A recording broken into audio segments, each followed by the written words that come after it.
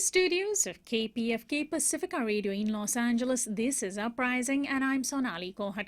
It's Wednesday, August 26th, 2015. The U.S. stock market remains volatile after China's Black Monday. We'll examine media coverage of the economy. Plus, Black Lives Matter activists have released a detailed plan to end police brutality. We'll turn to prominent organizer DeRay McKesson. And 10 years after Hurricane Katrina, Monique Harden joins us to discuss environmental justice and more.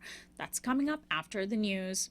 Joining us now to analyze today's headlines is Courtney Morris. She's an assistant professor of African American and Women's Studies at Penn State University. Hi, Courtney.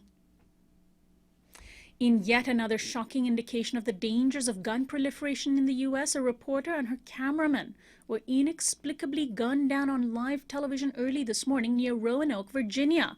24-year-old Allison Parker and 27-year-old Adam Ward were in the middle of an interview outdoors at a water park being broadcast live when shots were heard, followed by screams. There's currently a manhunt on for the killer. The motives are as yet unknown. WDBJ7, the local television station where the two victims worked, is mourning the loss of their staff. Police have just released blurry photographs of a possible suspect. Well, Courtney, it must be so hard for people in other countries to fathom that anyone can just buy a gun and carry it around in the U.S. Do you see the story as yet another reason why we need gun control so badly? Courtney, we are having some trouble hearing you, and we are going to call you right on the phone. Courtney Morris is our Newsflash guest expert, and we're talking about a terrible story that unfolded this morning near Roanoke, Virginia. Courtney, can you hear us? Okay, we're going to get you on the phone. Two staff members of a local television station, Allison Parker and Adam Ward, she was a reporter and he was a cameraman, were gunned down on live television. And so we are attempting to cover that story right now. Courtney, can you hear me? Yes, I can. Yes. So do you think this means we need gun control? Absolutely. I mean, at this point, it's still too early to tell exactly who or what is behind this, although The Guardian is reporting that that local authorities suspect that it may be a former disgruntled employee from WDBJ7. And so, the details really remain to be seen. But, ultimately, I think this brings us back to why it's, just how frustrating it is that it's so easy for anyone to buy firearms if they want to. I mean, in 2013, we had 11,000 shooting deaths in the United States alone, and I think that if those numbers aren't enough to make gun reform a national policy priority, I really don't know what will. And Donald Trump is yet again in the news, and it is with great reluctance that we include this item in our news this morning. A clash with acclaimed Univision anchor Jorge Ramos led Trump to give Latinos and Spanish speakers in the U.S. yet another reason to hate him. The incident took place at a news conference yesterday in Dubuque, Iowa. When Ramos attempted to ask a question, he was escorted out of the conference by Trump's security guards as the blustering candidate yelled, "Sit down, you weren't called," and "Go back to Univision." Trump told USA Today this morning that he believed Ramos was, quote, totally, absolutely out of line. Jorge Ramos is arguably the most respected Spanish-language news anchor in the U.S. and has been referred to as the Walter Cronkite of Latino America. Earlier in the year, Univision had cut ties with the Miss Universe organization over its relationship with Trump. Courtney, could Trump be digging his own political grave every time he speaks, or is the U.S. really in trouble? Well, I've said it before, Sonali. On the left, I think we tend to view Trump as, the Trump campaign as a distraction or a publicity stunt, but I really think it would be a mistake to underestimate his political significance. In the long run, he's not going to get the GOP nomination. He's infuriated way too many people in the Republican Party, so he's not a threat in that sense. But I do think that his candidacy has the effect of really pushing the party further to the right, because his message is resonating with the GOP's constituency, who really are responding to the kind of thinly veiled race baiting that he's engaging in, and they're perfectly fine blaming immigrants and poor black and brown people and crime as the source of what's destroying America, rather than bringing those critiques up to the top and attacking the 1% that Donald Trump belongs to. So, in my mind, I think he presents a problem because he's indicative of a much deeper sentiment among conservatives that I think will eventually have the effect of pushing folks like Jeb Bush, the so-called moderates of the GOP, further to the right and emboldening people like Ted Cruz and Marco Rubio, who are already kind of hardliners, to take even more hardline stances in the upcoming race. So he's a clown, but you got to take him seriously. Right.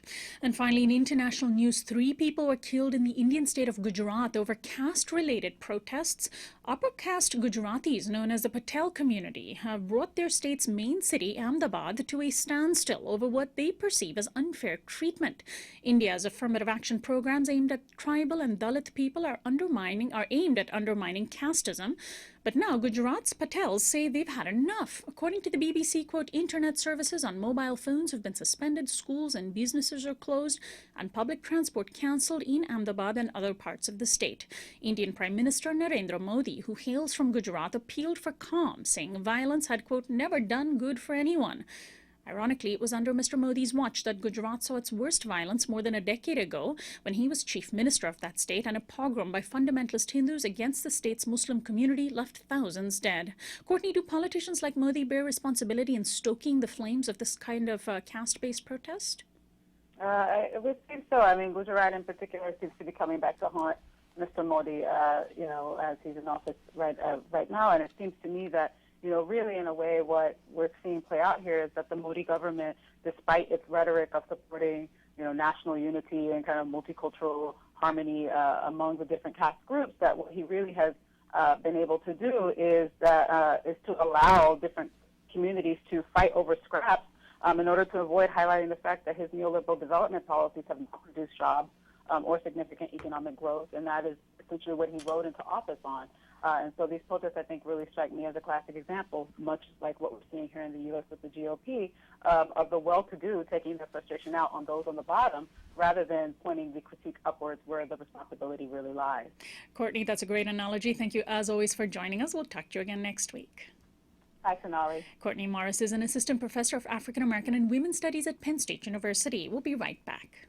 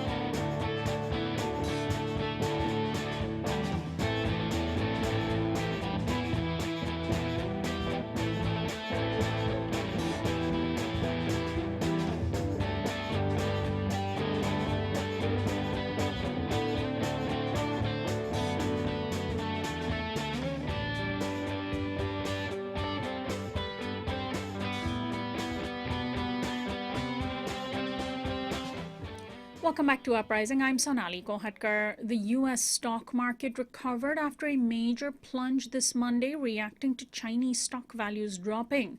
While the health of the U.S. economy has been much vaunted, Wall Street has disproportionately borne the fruits of a recovery. Even when the official unemployment rate falls, wages have remained depressed. Hours and benefits are stagnant, union representation is extremely low, and in general, ordinary Americans are still struggling to make ends meet. So what are the rest of us to make of the breathless news coverage of stock markets slumping and investors losing their billions? These are riches beyond our wildest dreams that have remained elusive for most of our lives. My guest, Sean McElwee, asks the important question in his recent article, what if we reported on poverty the way we report on the stock market? Sean McElwee is a research associate at Demos, and he now joins me. Welcome to Uprising. Thanks for having me on. Well, what sort of coverage have you seen of this latest market volatility? Are newspapers reporting it terribly seriously? Well, I mean, just as I was getting off the train today, I got 3 notifications from, the New York Times, the Wall Street Journal, all informing me, that stocks are doing great today. And, when there was the bloop in the market yesterday, there was, breathless coverage. And I was just sitting at my desk, on Twitter, and I'm seeing all of this coverage of this. And I'm like, well, I mean, this really only affects half of Americans don't even own stocks to begin with. But, stocks that are owned are very unequally divided. The 90% of them are owned by the small 10% of the population that's the wealthiest, and white people tend to be far more likely to own stocks than people of color. So this story is really missing the lived and real experience of most Americans when they deal with the economy. And so when people read the news, I mean, when I read the news, I don't have any direct investments in the stocks, but I'm sure my pensions, as modest as they are being invested, and certainly the ripple effect of the stock market crashing, as we've seen several years ago, can be pretty tremendous for everybody. But in the direct, throes of values dropping, what goes through people's minds when I look at these news articles? I think to myself, should I be worried? What am I supposed to do? You feel completely out of control because you weren't part of the problem or part of the game, the part of the system to begin with. I mean, there's the joke that stock market has predicted 9 of the last 5 recessions. So in this case, it's clear, as of now, it looks like there's not going to be a recession coming from this stock market fall.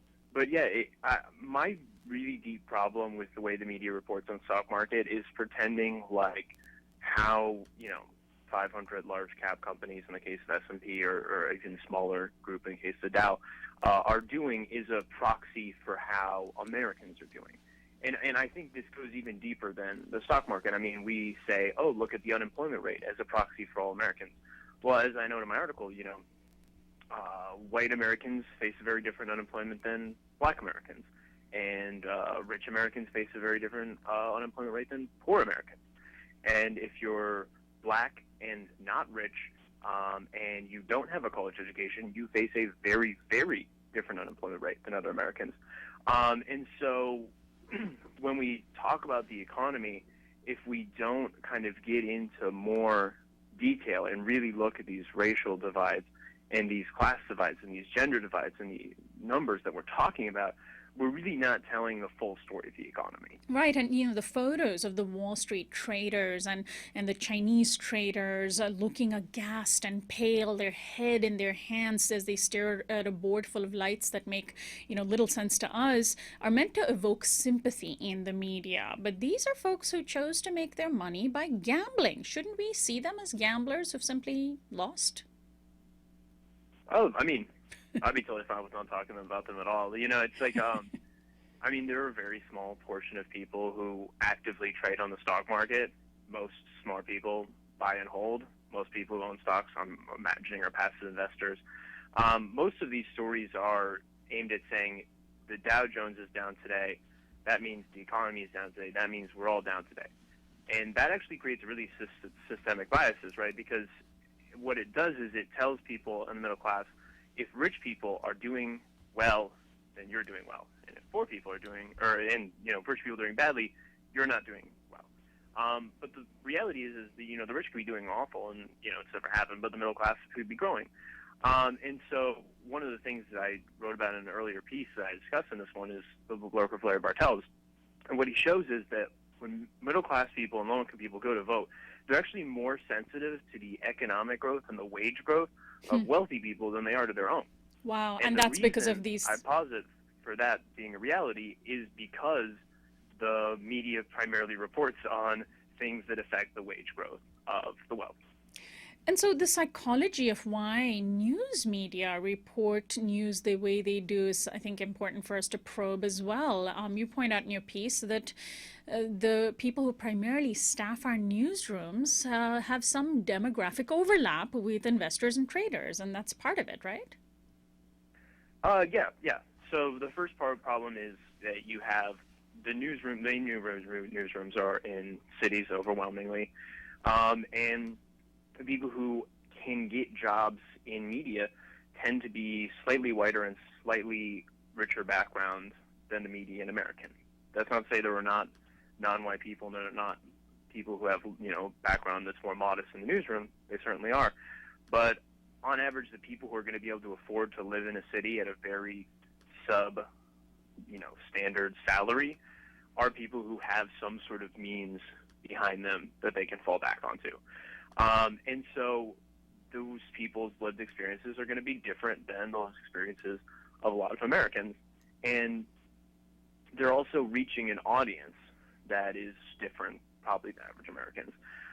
But I think that they do have an obligation, to report on issues that matter. I mean, the reality is there are a lot of Americans today who are unbanked and underbanked and do not rely on, the stock market or banks to protect their financial assets, but on payday lending. There are a lot of people who are literally paying for furniture in payments, and it ends up inflating the cost of the furniture by, 50% or even double. A lot of people don't know about these stories. A lot of people don't know that banks are buying up houses and then renting them to people so that the American dream of homeownership is further and further away. I'd love it if there was more coverage of those things. And imagine, as you asked the question in your article, if newspapers, if the media did cover issues of poverty in the same way that they covered market volatility, that, unemployment, for example, going up by 1%, to be taken as at least as important as the Dow Jones falling by a few percent. Where are the photographs of ordinary people with their head in their hands, who've been trying to get jobs and can't, or who've been trying to make ends meet with the low-paying jobs that they have but can't? We see those occasionally, but not in the same sort of, as we've said, breathless way that the stock market is covered. Right, and also interesting to me is like, okay, unemployment is up a point. How does that break down by race? Because you could have the employment, dropping, on the whole, but you could have an entire group of people, say African Americans, who are not seeing the benefits of the recovery. And so, I mean, like the fact that our cities are resegregating before our eyes, and it's getting less coverage than a temporary dip in the stock market. The fact that African American women and Latino women have a dollar in wealth for a penny in wealth for every dollar the white man has. These are real problems, and they suggest that structurally within the economy, the benefits that we're seeing in lower unemployment or higher stock market are accruing to a very, very small sliver of the population. And I'm so glad you're bringing these issues up. The fact that there is such marked racial and gender difference in income, this kind of undermines that retort, that conservative retort to Black Lives Matter that goes, all lives matter. If all lives did matter, of course, we would see far more equality in wages among races and genders. Mm-hmm. Yeah. Definitely, because I mean the assets, for example, even that. So white people are far more likely to have large shares of their assets held in the stock market, and African American and Latino households, most of their assets actually are in their home.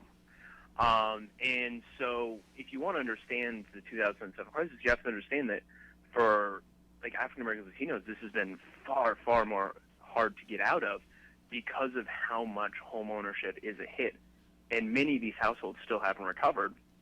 And so, if the coverage of the news was sort of as centered on people of color as it is on white people, then you would see every day what's the Case-Shiller Home Index doing, because that's the asset that really matters to people of color, whereas the stock market is more likely to matter to white people. So yeah, these are really deep biases that, unless we're constantly pointing them out and constantly getting on newspapers, they're not going to change, because they use the availability heuristic. What is near me? What is the experiences of people that I know? I mean, that's why you see so many articles on Uber. If you go to a lot of places, people don't even know what Uber is, or rarely heard of it. They're much more worried about getting food on their table. But journalists see, oh, Uber, this is a big deal. Everyone I know is using Uber, but everyone is not everyone in the United States. And or the world for that. this is also part of how we saw coverage after the 2008 recession, when there were a lot of white middle class folks who lost their homes and joined the ranks of the unemployed, and news media reported it as if it was something that had just now begun to affect middle class Americans, but it was affecting many Americans, well before the recession, just not necessarily as much affecting white Americans as it did after the recession. Yeah, so one of the things that I briefly talk about in the piece, I'm actually hoping to write even longer on this because it's a great study by Martin Gilens. It's old, but old studies can still be really good. And what he does is he looks at, okay, when media portrays people in poverty, how do they do it? And so you have lots of different groups in poverty. The most sympathetic are probably elderly people, right? Or, these people in poverty elderly people and children. We feel really bad about it. Whereas people in poverty that are working age adult men, a lot of people don't feel as bad when they're in poverty. They blame these people for the poverty. It's not right, but that's what happens. So Gillen says, okay, when older people and younger children are portrayed in poverty, what color is their skin? It's overwhelmingly white people. He says, okay, now when unemployed working age adult men are in poverty, what color is their skin? Now it's overwhelmingly black people, right? When you have people who are, on the dole, it's always black people. But when you have elderly people who are, suffering hardship from the economy, it's always white people. And I mean, just the fact that more and more people of color are the norm in terms of who is portrayed as using these social programs, what he finds is that this can actually be directly tied to Americans disliking a lot of social programs, is the way that media have portrayed people in these programs. They've racialized the issue, and that's actually undermined support for that. Now, I'm sure, absolutely sure, if you went to a newspaper editor and you showed them these data, there's no way they'd believe it. A lot of these people probably vote Democratic and they consider themselves to be liberal, but this is a very real thing that is happening. And unless, the facts are put right in front of their face, they're never going to believe, because they believe that they're good people, and most of them are good people, but what they're doing is very, very bad. And let me just reiterate, the study you're referring to is by Martin Gilens, Gilens, that our audience can look up. It was in the early 1990s, and you write in your article, quote, "The media were far more likely to show African Americans when discussing the least sympathetic people in poverty, and whites when discussing the most sympathetic poor." And so it would certainly be interesting to do a more updated study, and we'd love to have you back on if you do find one like that or conduct one yourself. And I'm wondering also now, if you think that as we're going forward, as we see more and more people of color-led movements for income equality, like the Fight for 15 campaign, that do get some media coverage, that we might start to see perceptions change? I mean, what do you make, for example, of the media coverage of the mostly people of color-led Fight for 15 campaigns? I'm excited to see more campaigns. Demos has done a lot of research, I think, that really support the arguments of people who are in the Fight for 15 campaign. Arguments like, if you pay workers more money, then they have more money to spend, and that's good for the economy. And I'm really excited to see more and more movements gaining more and more coverage. And I think that what you really have with social media is you have an immediate way to call out a major organization when they mess up. Like when there was the instance after Ferguson where they said that the New York Times said Michael Brown is no angel, right? And it was immediate, the reaction, and it was very strong. There was recently a case where they called the New York Times, again, it was in an obituary, and it mentioned one of the person's great-grandparents had been a slave, and she had been raped by her master, and they said that she was the master's mistress. And Sean King wrote a great op-ed on why that's entirely inappropriate. And so you're seeing more and more really critical coverage of the mainstream media on race, and you're seeing more and more young writers who work in more diverse newsrooms who are really much more in touch with how to write about these issues and about them well. And so I'm optimistic that we're going to see better coverage. But we have to, keep on these organizations. Thank you so much, Sean, for joining us today. We'll post a link to your article from our website, uprisingwithsonali.com. Thanks so much. Thanks. Sean McElwee is a research associate at Demos, and his article is entitled, "What If We Reported on Poverty the Way We Report on the Stock Market?" We'll be right back after this break.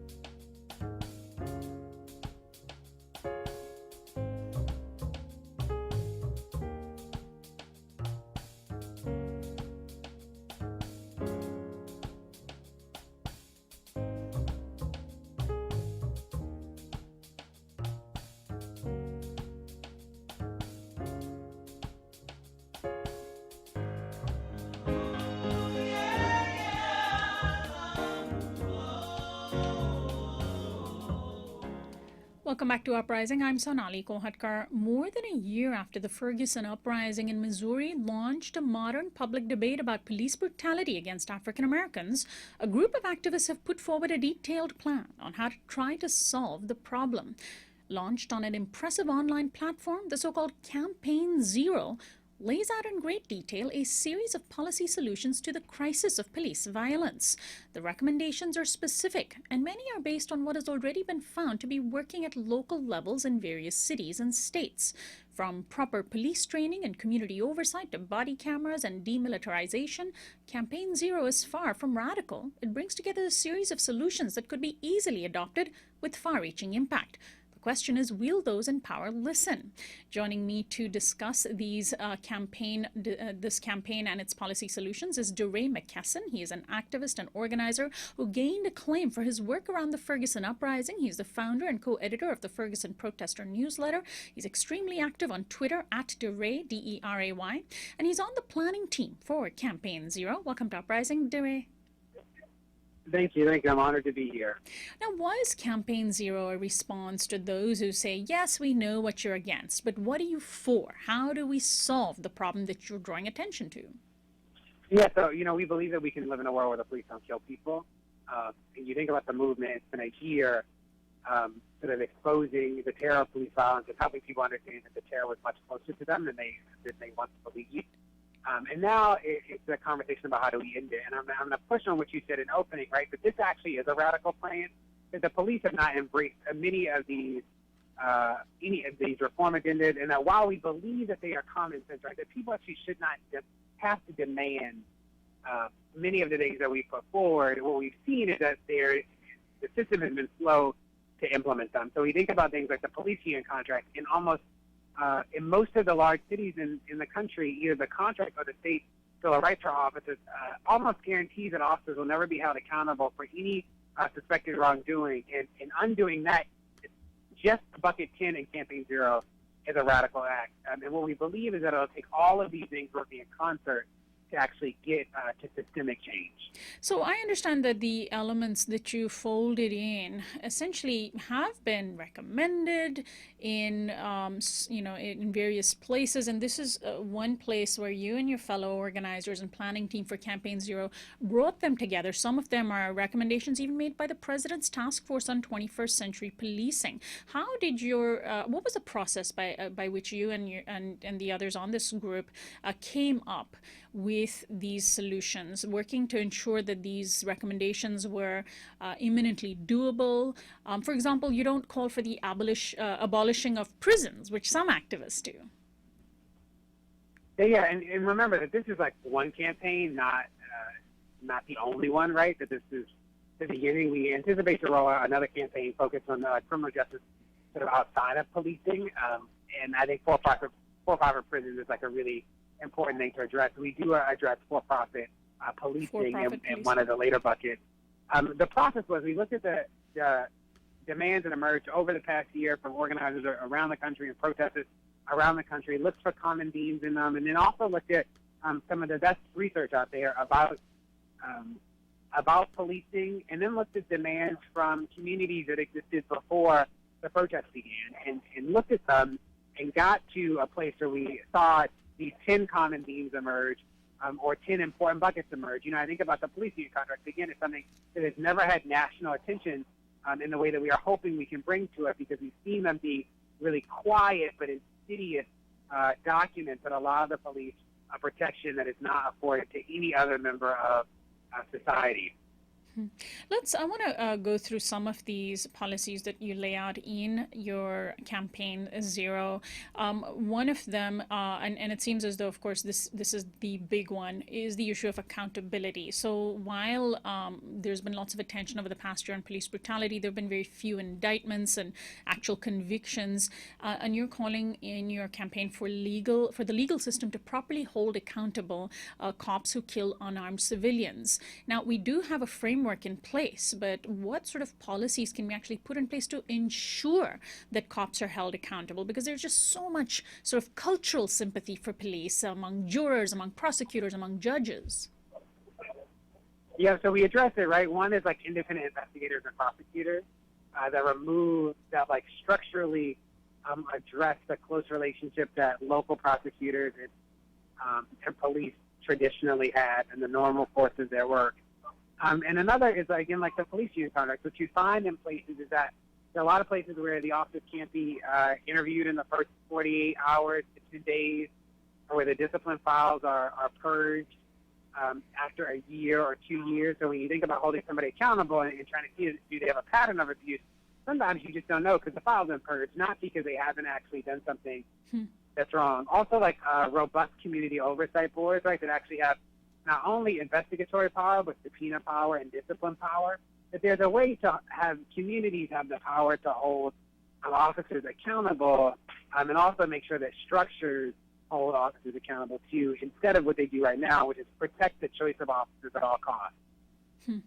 Now, there's also, of course, the issue of ending the kinds of policing that specifically target poor people of color, the broken windows policing, racial profiling, stop and frisk, all of which go hand in hand.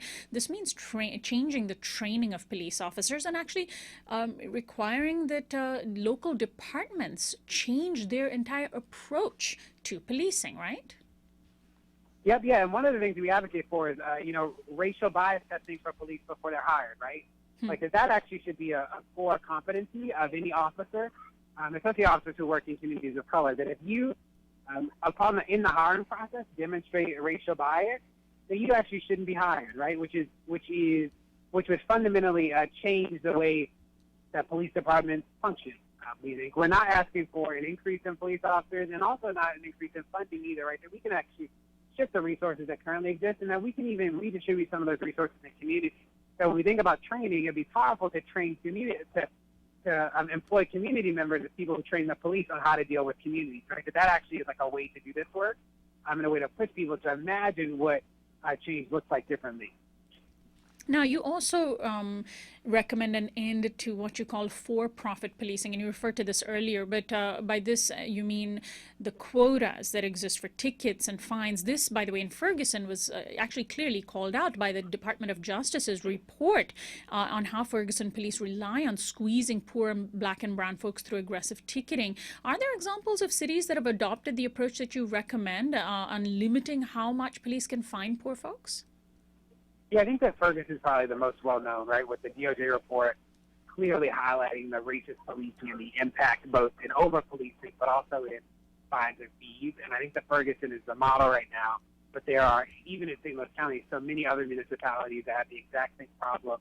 I think that what we're trying to do is spotlight it and bring a focus to it, that there are cities across the country and towns across the country that make significant money on over-policing people of color and over-policing people in general, and that we actually can structurally limit that and make sure that that is not something that is commonplace. And when it does occur, that there are mechanisms to end it and to redress the harm that was caused.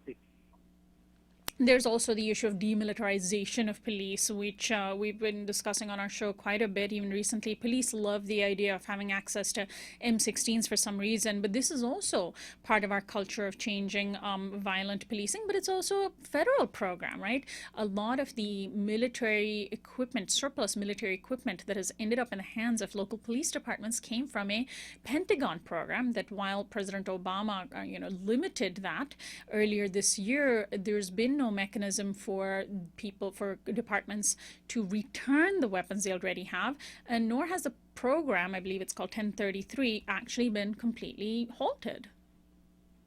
Yeah, we're in alignment there, right? Like 1033 is a problem. There's no reason why local police departments need to militarize the equipment that they currently have. And you're right that while the executive order limited 1033 from operating in the future, it is not addressing anything to deal with what they currently have. I'm reminded, though, that it wasn't a grenade launcher that killed Freddie Gray, right? That it was actually the negligent practices of the Baltimore City Police Department, and it wasn't a smoke bomb that killed Aiyana Jones. It was a bullet, right?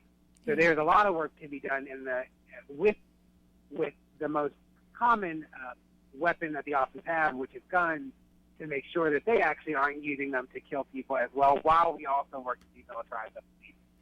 So let's talk about what the media response to Campaign Zero has been so far, DeRay, and are people taking it seriously? You've become one of the very prominent activists around the country speaking out on these issues. The right-wing media have often targeted you and taken aim at you, but has the media responded favorably to Campaign Zero?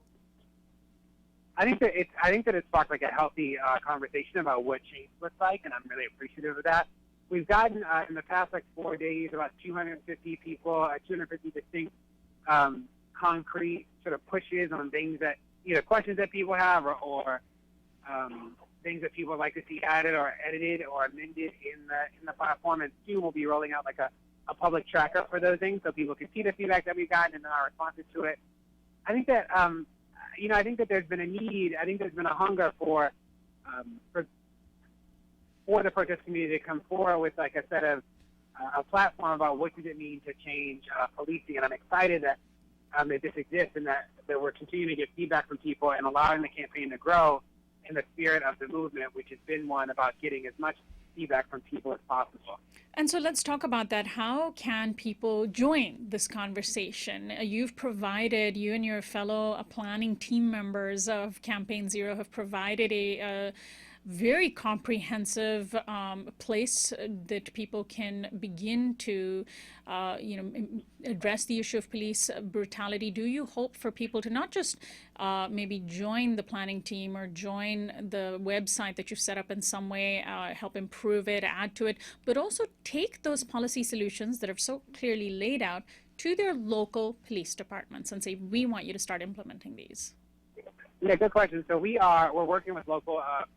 We're working with local organizers to adapt the tenets of Campaign Zero to their local situations. So that's happening. And then, I think that the feedback has been generally positive, right? I think that, we're in the early stages of Campaign Zero, getting feedback from many people, and then how people understand the nuances. The reality is there's a lot of content there, right? There's a lot to understand, and just trying to think about what it actually means for it to happen, and then trying to help people understand, like, how do you get it at the local and state level, which is a different strategy than how we get it at the federal level. Right. And there are certainly policies that need to be implemented at both levels in order for this movement to go forward and to actually address these issues. Give out the website where people can get the campaign in its full glory. Yep, it's joincampaignzero.org. Joincampaignzero.org. And zero is all spelled out. DeRay, I want to thank you so much for joining us. We'll talk to you later. DeRay McKesson is an activist and organizer who gained acclaim for his work around the Ferguson Uprising. He's the founder and co-editor of the Ferguson Protester newsletter, extremely active. You can follow him on Twitter at DeRay, D-E-R-A-Y. That website again is joincampaignzero.org, campaignzero.org. We'll post a link at uprisingwithsonali.com later today if you'd like to go and check it out. In fact, most of the links that we mentioned on the air can be found at that website, as well as videos of the interviews that we do and audio. We'll be right back after this break.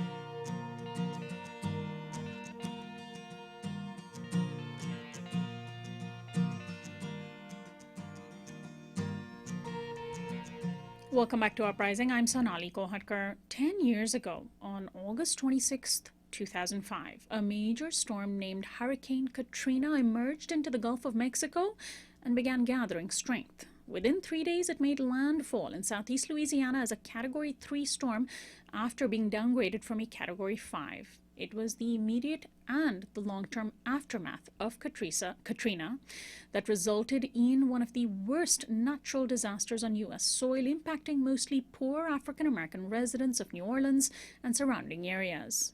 About 2,000 people died. Countless others lost homes. The very fabric of the city was ripped apart, and 10 years later, it seems as though it has never been stitched back together again.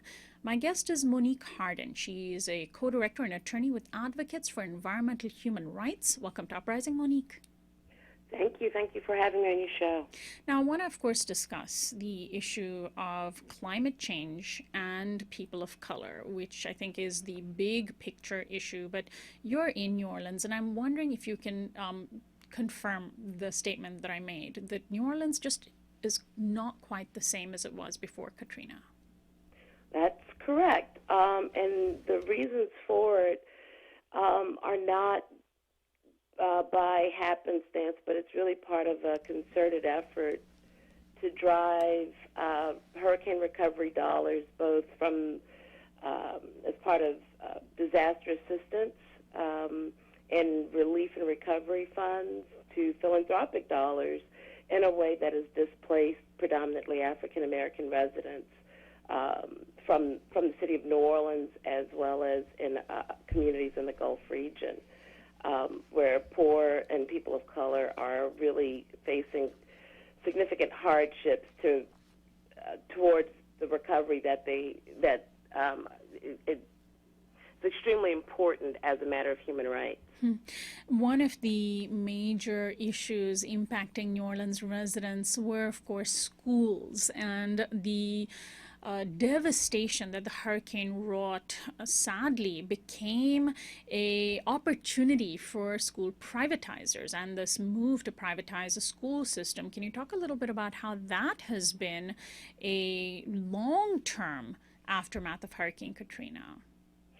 Sure. Well, you're right. The situation with schools as well as other public assets have become platforms for disaster profiteering.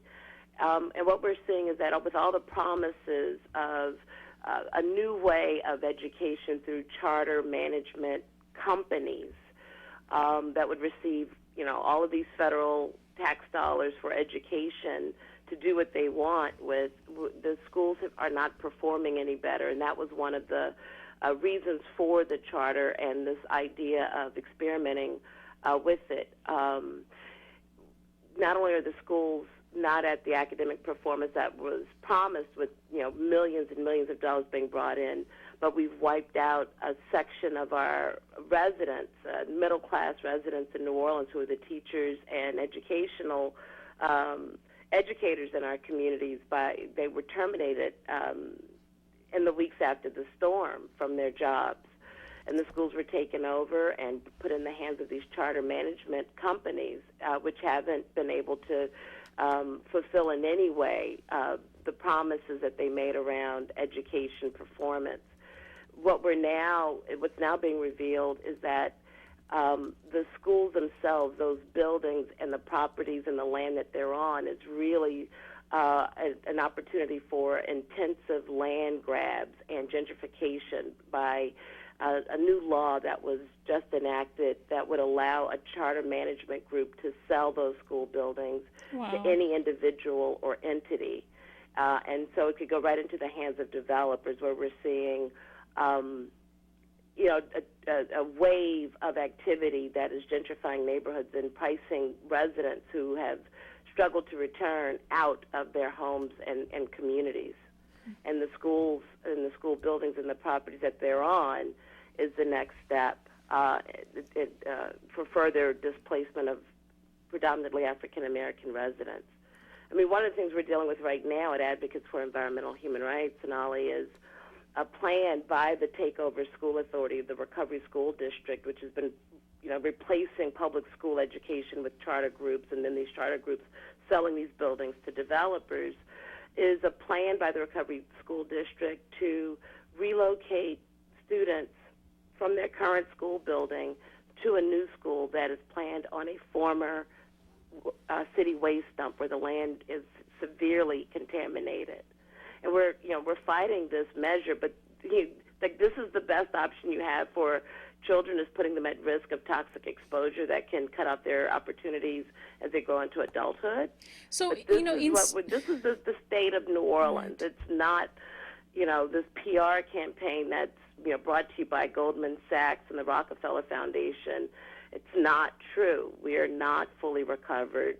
The resilience of people are being undermined by plans and projects that are designed to displace us from the places that we call home. And Monique, the fact that this devastation wiped out so much infrastructure could have actually been a moment to turn things around for the better. They, could have been a way to have schools be rebuilt in a just manner, to have not have rec centers be built on dump sites, but in clean environments. But the opposite happened, and this is something that we see over and over again. We've covered this on our program before. We just interviewed the author of a book recently called Disaster Profiteering, which was a term that you just used yourself, and Katrina was a prime example. How did that happen? I mean, is this predatory capitalism at work, if we just want to name it?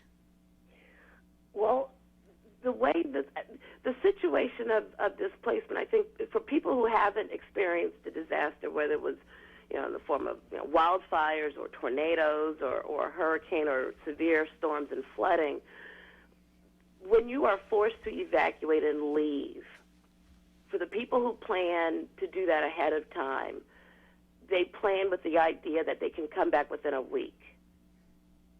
For the people who, for whatever reason, it may be financial reasons and hardships, they are not able to evacuate, and then they are rescued away from damaged communities through fires or tornadoes or flooding.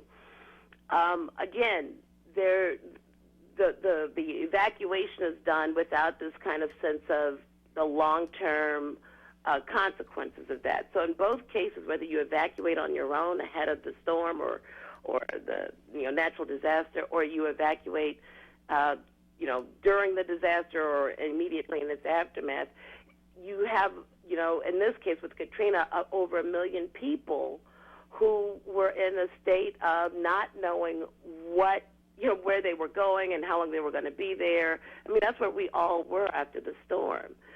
However, as it began to be revealed to us, there were others really planning how to take things over and threatening that if we can't have for example, the city of New Orleans with fewer poor people and better services than we, being the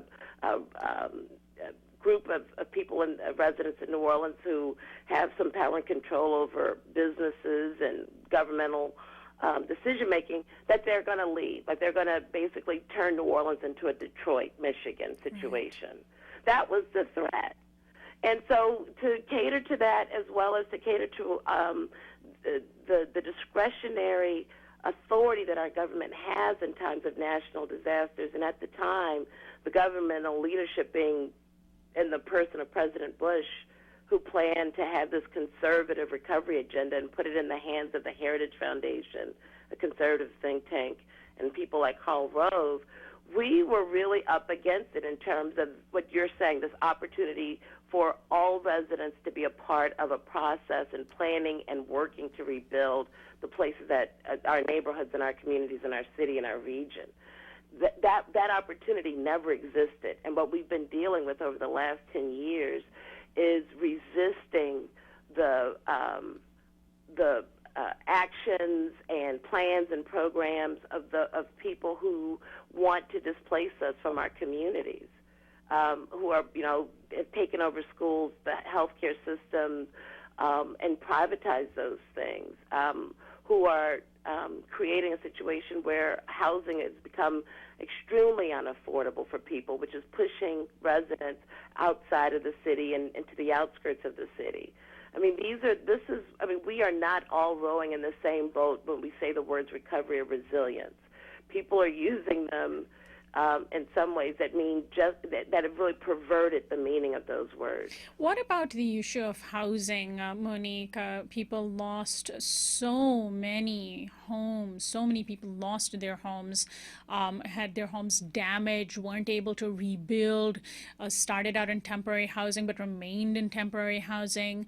What sort of rebuilding of residential homes has happened in Katrina? And also related to that, has there been a demographic shift away from poor African Americans in the aftermath of Katrina? Well, we have about 100,000 or more African American residents who have not been able to return to New Orleans. Wow. Okay, wow. And that's in a city with a roughly, before Katrina, I think the number of African American residents was in the 400,000 population range. So we have roughly 300,000 African American residents currently in the city, which is down by about 100,000. And that's according to the New Orleans Data Center, which is a local organization that has been compiling and looking at census data and compiling this information over the years. The situation with housing, though, is one where the grants that were afforded to residents to repair homes was done in a racially discriminatory manner, such that African Americans received far fewer amounts in repair grants, which means that homes did not get rebuilt in African American neighborhoods. So, for example, if you look at the lower Ninth Ward, which is, I think people even outside the city know about the Ninth Ward because it was such a hard-hit area with flooding after the, as part of this big, giant civil engineering disaster we had with the levee failures in the city. Well, about, I think before Katrina, there was about 16,000 or so residents who lived in that section of the city, of the Ninth Ward, and about 4,000 or so have been able to return. So there are 12,000 residents who are no longer back, and it's largely as a result of the refusal to provide the adequate funds needed to repair and rebuild homes, which was not the case in other neighborhoods that were predominantly white, like Lakeview. Well, finally, in the last minute of our conversation, the issue, of course, of future hurricanes is very, very real, given that the climate continues to be bombarded by CO2 and fossil fuel consumption is not slowing down fast enough. It will be, unless serious measures are taken, it will again be primarily poor people of color that would be impacted by future hurricanes, right? Well, absolutely. The way we're going, if we don't fight for a human rights standard for disaster recovery that ensures that people have the right to recover, as our government has promoted in foreign countries, we will continue to have this scenario of people being displaced within the United States and living very destabilized lives that can last for generations. You know, in New Orleans, we are on the front lines, and in Louisiana, we are on the front lines of the causes and effects of climate change. We have some of the most intensive and largest number of petrochemical facilities that are releasing pollution that's not only causing us asthma and cancer and other problems, but it's also warming the planet. And we're also on the front lines of what comes after that, those climate effects of stronger hurricanes and sea level rise. So, you know, the work that we're doing in New Orleans and in so many communities in the Gulf region, people need to support folks on the ground in terms of fighting for the places that we call home. Because if we give up on the Gulf region, there are fewer and fewer places in America that become livable if you look at the effects of climate change into the future. And so working to save and rebuild our coastline is extremely important. Reducing pollution is extremely important, as well as ensuring that people have a way to recover with dignity and with justice are all part of this fight that we're having in the Gulf region with our local, state, and federal governmental authorities and the developers who they support. Monique, I want to thank you so much for joining us today. Monique Harden is the co-director and attorney with Advocates for Environmental Human Rights. You can find them online at ehumanrights.org. Before we end the show today, I want to announce the very sad news of the death of one of KPFK's longtime programmers and a prominent activist in Southern California. Didon Kamathi, host of Freedom Now, passed away earlier this week after struggling with a medical condition. He was active in both local and international affairs and a very important voice for justice. And we send our condolences to his family, and we'll miss him deeply here at KPFK, where this program is produced. This is Uprising. Anna Buss is our assistant producer and technical director. Christian Beck is our production coordinator. Kiana Turner is our visual editor. Teddy Robinson is our audio engineer. Special thanks to Jonathan Alexander for technical assistance. Subscribe to our YouTube channel at youtube.com/Uprising with Sonali. Our website is uprisingwithsonali.com. Our theme music is by Quetzal. I'm Sonali Kolhatkar, host and executive producer of Uprising. I'll see you next time.